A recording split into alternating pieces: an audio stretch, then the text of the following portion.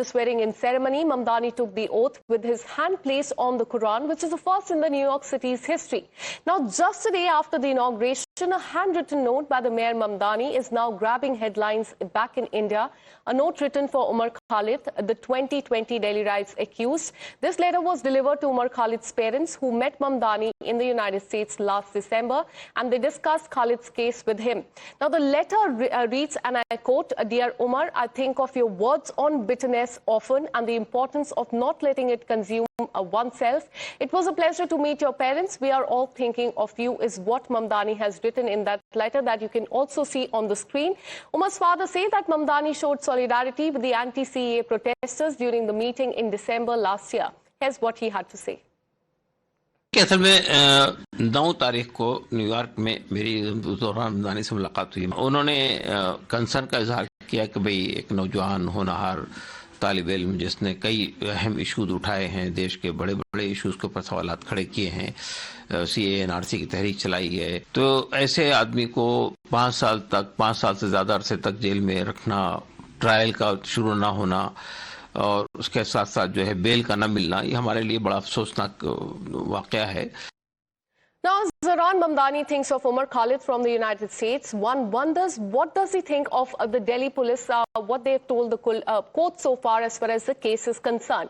That what Umar Khalid did to amount to terrorism, that he was part of the planned regime change operation in the country. Mamdani, the latest poster boy of the so-called liberal ecosystem, has not said a word for the 53 people who died in the Delhi riots in 2020. Now, instead, in 2023, in fact, at an event in New York City, Mamdani chose to read out the portion of the note that was written by Umar Khalid. Here's what he had to say. And as if almost on a cue, right after Zohran Mamdani's note surfaced on social media, 8 American lawmakers wrote to the Indian ambassador to the United States. They questioned the fairness of the investigation in the case. They cast doubt on India's judicial process. They demanded a fair trial for Umar Khalid.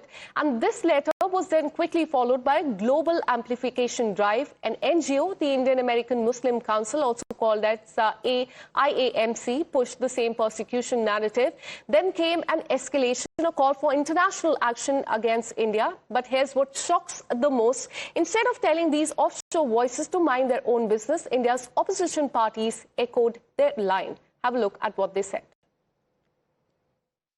The issue has been raised up by the lawmakers of the US.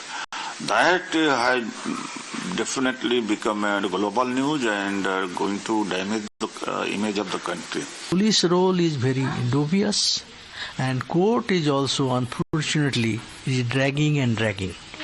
In that situation, the case, I think, it is internationally now, people's attention has been drawn internationally. Bharat जो पूरी दुनिया में human rights का champion होता था, जो पूरी दुनिया में महात्मा गांधी के नाम से जाना जाता था, आज अमेरिकी सीनेटर्स और न्यूयॉर्क के मेयर को भारत को आईना दिखाना पड़ रहा है, भारत को के बारे में लिखना पड़ रहा है कि आपके यहाँ ह्यूमन राइट्स वायलेशन हो रहा है.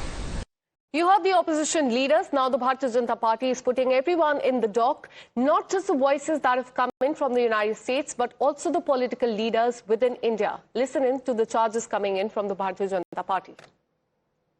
India's legal system is robust, independent and fair. And India's legal system requires no advice from anyone sitting abroad, and certainly not someone who's been sworn in as the mayor. Do you know the facts of what he has been behind and what he has propagated? Absolutely not. So please play your politics in the United States of America. Continue to take your oath on the Quran. That is your personal prerogative, but do not interfere in India and India's extremists who try to destabilize our country. कि जब भी LOP Rahul Gandhi देश से बाहर जाके आते हैं, इस तरह की चिट्ठियां आती हैं, इस तरह का एक मूवमेंट 5-4 दिन के लिए बनता है. And now the BJP is claiming that domestic actors are amplifying the anti-India script at the behest of the foreign powers.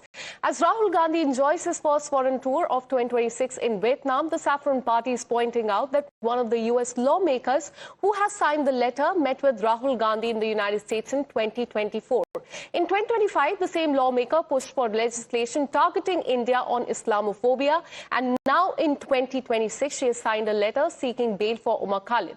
So the BJP has concluded that every time an anti-India narrative is amplified abroad, Rahul Gandhi's name surfaces somewhere in the political ecosystem. Have a look at the charge coming in from the Bharatiya Janata Party leader.